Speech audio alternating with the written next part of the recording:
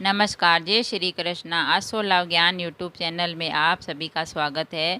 Friends, आज हम सुनेंगे परिवर्तनी एकादशी या वामन एकादशी व्रत कथा। परिवर्तनी एकादशी या वामन एकादशी का जो व्रत है वो 25 सितंबर या 26 सितंबर को है। तो आप 25 सितंबर को ये व्रत कर सकते हो। इस एकादशी को जगजूलनी एकादशी भी कहते हैं और वामन एकादशी भी कहते हैं और परिवर्तनी एकादशी, यानी ये एकादशी परिवर्तनी एकादशी इसलिए क्योंकि जब भगवान विष्णु है जो क्षीर सागर से बाहर आते हैं और पृथ्वी लोक पर भ्रमण करते हैं, तो ये परिवर्तनी एकादशी है। वामन एकादशी है जो राजा बलि से वो मांगते हैं जो पुण्य वो दान, तो ये वामन एकादशी है। तो इसका व्रत करने से हमें बहुत ही पुण्य होता है और भगवान विष्णु का आशीर्वाद मिलता है और ये बड़ी एकादशी है। तो भाद्रपद मास के शुक्ल पक्ष की एकादशी को क्षीर सागर में 4 मास के शयन के मध्य भगवान करवट बदलते हैं और निद्रा मग्न भगवान के करवट परिवर्तन के कारण ही इसका नाम परिवर्तनी एकादशी है। तो भगवान के वामन अवतार की पूजा भी की जाती है इस दिन और जो भगवान विष्णु का जो पूजा अर्चना करके हम भगवान विष्णु का आशीर्वाद प्राप्त करते हैं। और भगवान विष्णु के बोन्य रूप वामन अवतार की ये पूजा वाजपेयी यज्ञ के समान फल देने वाली होती है और समस्त पापों को नष्ट करने वाली होती है। वामन भगवान की पूजा के कारण कुछ व्यक्ति इसे वामन एकादशी भी कहते हैं। इसके दूसरे दिन मनाई जाती है वामन जयंती जो द्वादशी को। तो धर्मराज युधिष्ठिर ने कहा, हे माधव, भाद्रपद मास के शुक्ल पक्ष की एकादशी का नाम विधि विधान तथा महात्म्य विस्तार पूर्वक बताइए। मेरी इच्छा है, कृपा करके इसके बारे में बताएं। तो श्री कृष्ण भगवान ने कहा, हे राजन, सब पापों को नष्ट करने वाली और स्वर्ग प्रदायक उत्तम वामन एकादशी का महात्म्य मैं तुमसे कहता हूँ।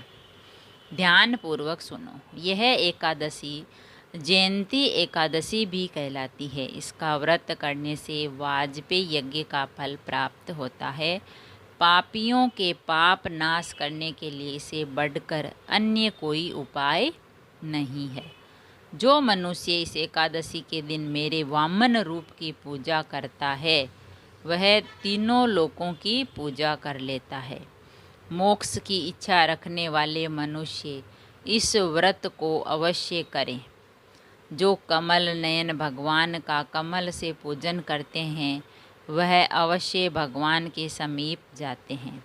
जो भाद्रपद शुक्ल एकादशी को व्रत और पूजन करता है उसे ब्रह्मा और विष्णु सहित तीनों लोकों का पूजन करने का पुण्य फल प्राप्त होता है। सभी को इस परिवर्तनी एकादशी का व्रत अवश्य करना चाहिए क्योंकि इस दिन भगवान विष्णु क्षीर सागर में अपने 4 मास के शयन के मध्य करवट बदलते हैं। भगवान के ये वचन सुनकर युधिष्ठिर बोले, हे भगवान, मुझे अति जिज्ञासा हो रही है। संपूर्ण सृष्टि का संचालन करते हुए आप किस प्रकार सोते और करवट लेते हैं? किस प्रकार राजा बलि को आपने वचन में बांधा और वामन रूप रखकर क्या क्या लीलाएं की? आपके करवट बदलने के उपलक्ष्य में हमको क्या करना चाहिए? यह बातें आप विस्तार पूर्वक मुझे बताइए। श्री कृष्ण ने कहा, हे राजन, अब आप सब पापों को नष्ट करने वाली इस कथा को ध्यान पूर्वक सुने। त्रेता युग में बलि नामक एक दैत्य मेरा परम भक्त, अत्यंत दानी, सत्यवादी तथा ब्राह्मणों का सेवक था। यज्ञों के प्रभाव से उसने इंद्रादिक सब देवताओं को जीत लिया था।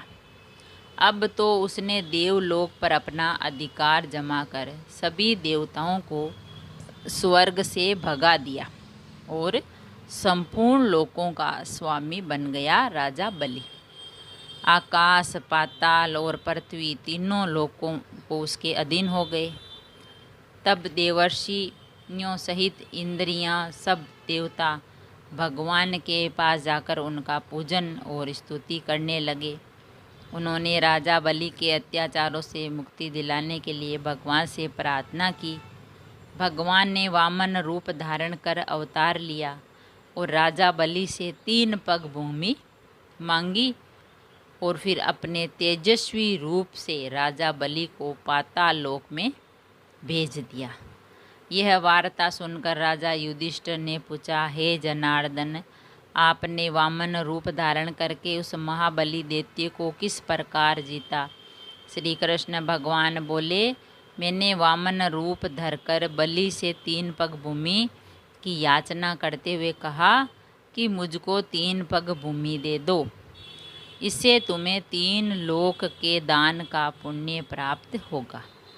राजा बलि ने इसको तुच्छ याचना समझकर मुझसे कहा, 3 पग भूमि तो कुछ भी नहीं होती है। उसने सोचा कि ये साधारण ब्राह्मण है, तो 3 पग भूमि देने से कोई अचरज नहीं है, कोई हर्ज नहीं है। तो उसने सरलता से बोल दिया, 3 पग भूमि तो कुछ भी नहीं होती। मैंने उसे 3 पग भूमि देने का संकल्प लेकर अपने त्रिविक्रम रूप को बढ़ाकर भूलोक में पद, भूवर लोक में पेट, जनलोक में हृदय और यमलोक में कंठ की स्थापना कर सत्यलोक में मुख, उसके ऊपर मस्तक स्थापित किया। सूर्य, चंद्रमा आदि सब ग्रहों, योग, नक्षत्र, इंद्र आदि देवताओं और शेष आदि सब नाग गणों ने विविध प्रकार से वेद सूक्तों से प्रार्थना की। 2 पग नापने के बाद मैंने राजा बलि का हाथ पकड़कर कहा, हे राजन, एक पद से पृथ्वी, दूसरे से स्वर्ग लोक पूर्ण हो गए। अब तीसरा पैर कहाँ रखूं? वामन अवतार भगवान का था, तो भगवान ने एक पग में पूरी पृथ्वी पर राज कर लिया और दूसरा पग तो जा स्वर्ग लोक पर रख दिया। तो उन्होंने कहा, अब मैं तीसरा पग कहाँ रखूं? तब बलि ने अपना सिर झुका लिया और मैंने अपना पैर उसके मस्तक पर रख दिया।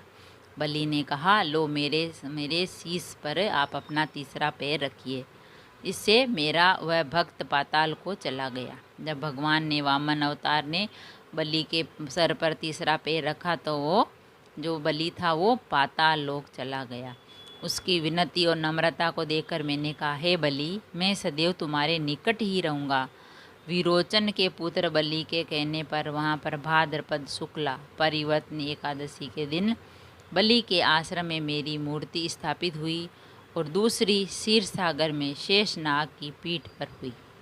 कथा सुनाने के बाद भगवान श्री कृष्ण ने कहा, हे युधिष्ठिर, इस एकादशी को भगवान शयन करते हुए करवट लेते हैं, इसीलिए त्रिलोकी के नाथ विष्णु भगवान का आज विशेष पूजन किया जाता है।